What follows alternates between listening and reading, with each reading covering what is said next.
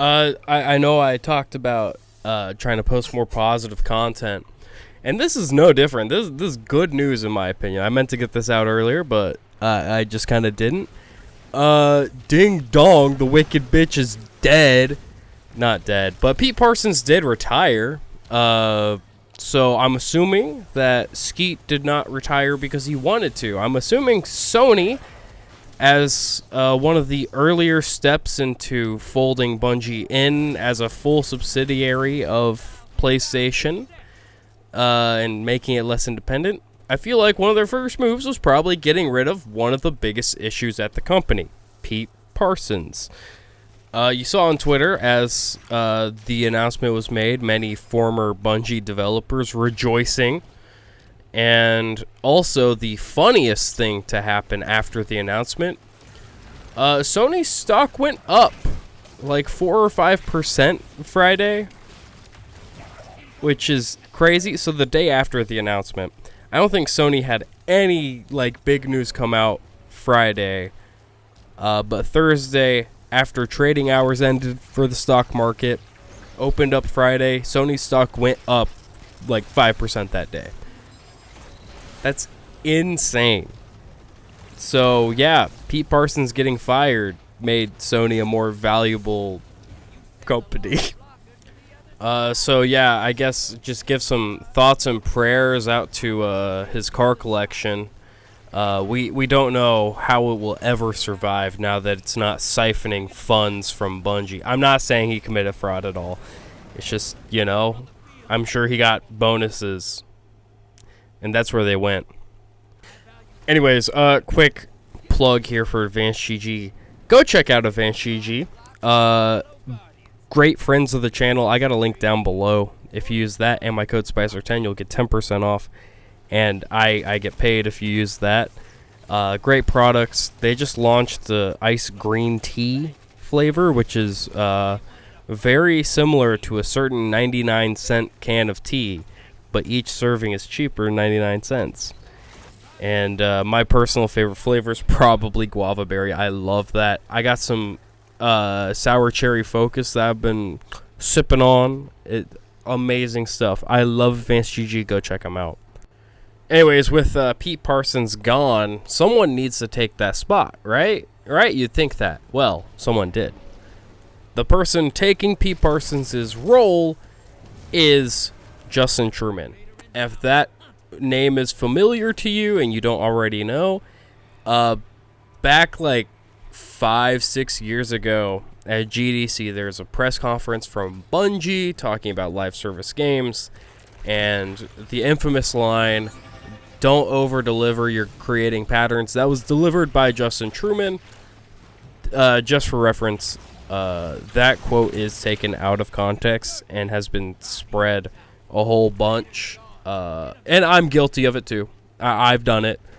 Because it's like really funny and really easy to say, yeah, do a real good job not over-delivering, Bungie. Time and time again. Because it's true. They kind of just hand out scraps to the community like every once in a while. Nothing really is...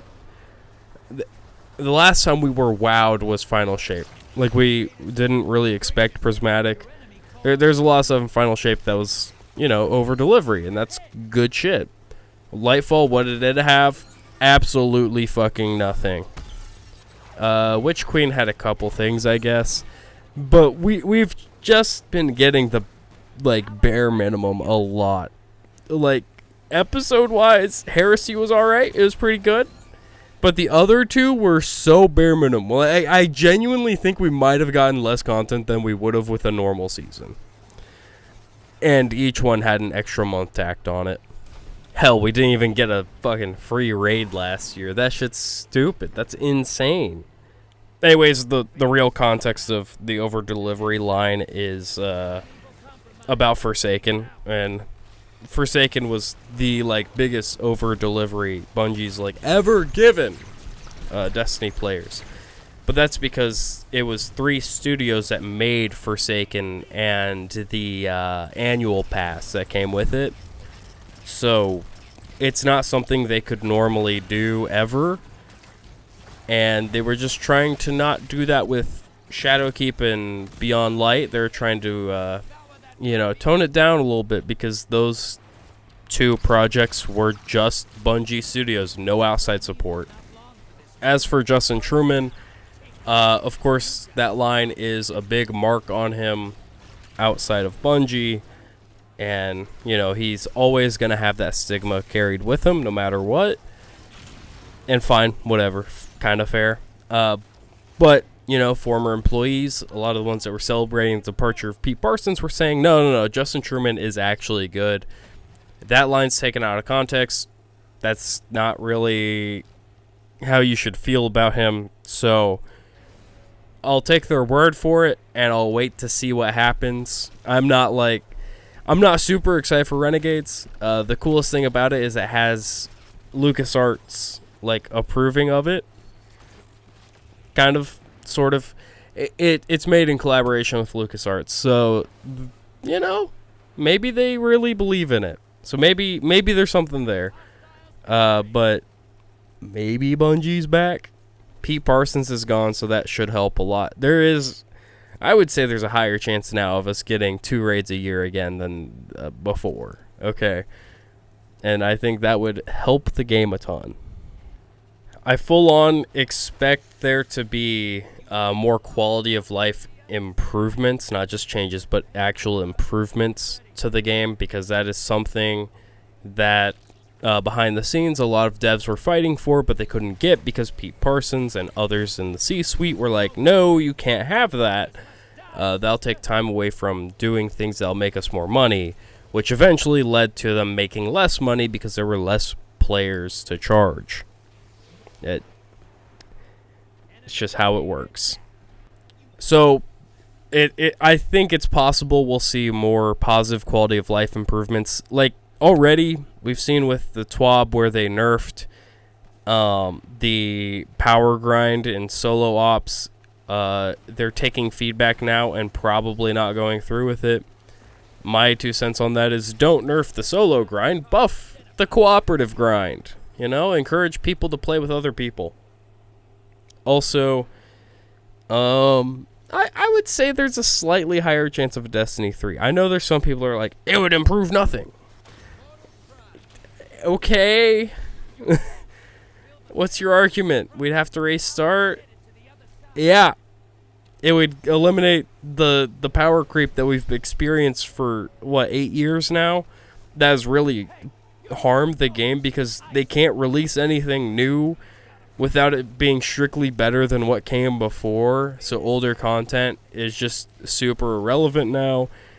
So rewards have to be irrelevant for old stuff. It's this whole thing that can be avoided, but it just isn't avoided.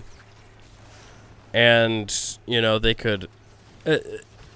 devs currently at Bungie and former devs have stated before, the engine is genuinely an issue. There's just so much code in there, and it's just... there's so much, interactions between code that things just break. That is just gonna happen when a game's been going this long. But a fresh start, cut out PS4 and Xbox One, have slightly higher recommendation or hardware compatibility, and don't go for Unreal, please. I don't like Unreal Engine. Stick to Tiger Engine, stick to that engine. Make the improvements you need to make for Destiny 3 to make sense, technically. And we could do something else with the story, whether we continue as the Guardian we've played with for 10 years, or we do a time jump and play in the future. You have to make a new Guardian. Sorry, buddy. But then you could add some more variety in characters, potentially. Maybe you could be Cabal, Elixni. It doesn't matter. You could have more variety in the game. That's just my 2 cents. I would say it's more likely, not super likely. I could see with Bungie's continued loss of independence over the past like year and a half, 2 years, that maybe they'll get some Sony money to actually jump this hurdle.